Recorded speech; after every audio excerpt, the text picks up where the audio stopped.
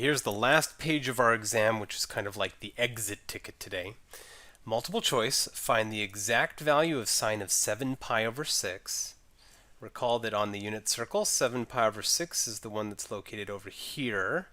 So its sine value would be small and negative. So that was negative 1/2. Finding the exact value of secant of tan inverse of 4 over 3. Let's draw a reference triangle in quadrant 1 in which the opposite over the adjacent would be 4 over 3.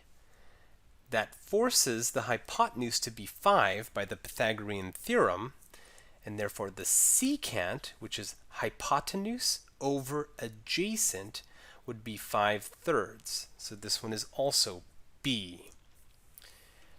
For 13, we have the limit as x approaches 3 from the left of 1 over x minus 3. Let's do this graphically for the purpose of the video. So 1 over x minus 3 would have a vertical asymptote at 3, and on this side it would be positive, and on this side it would be negative.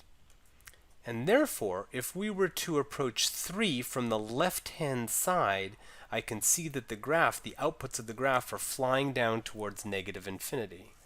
So that means this one would be answer choice A. For the logarithm of base 8 of 1/4, this means we have to think of what power can I put on 8 that's going to yield 1/4. Notice that 8 is the same as 2 cubed, so I can rewrite this as 2 to the 3x, and 1/4 is the same as 2 to the power of negative 2. So taking a logarithm base 2 of both sides, I could cancel these out.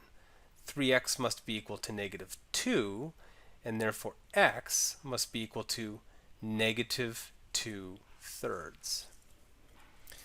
And the final question on the review was, determine the conic that is made by this equation, 2x squared minus 3y squared. For conics, in terms of determining which conic it is, for the most part, we really only care about these two pieces. And the conic that held the sum of the focal distances, the difference of the focal distances to be constant, difference being subtraction, would be the hyperbola. And so that's the final answer to the review part.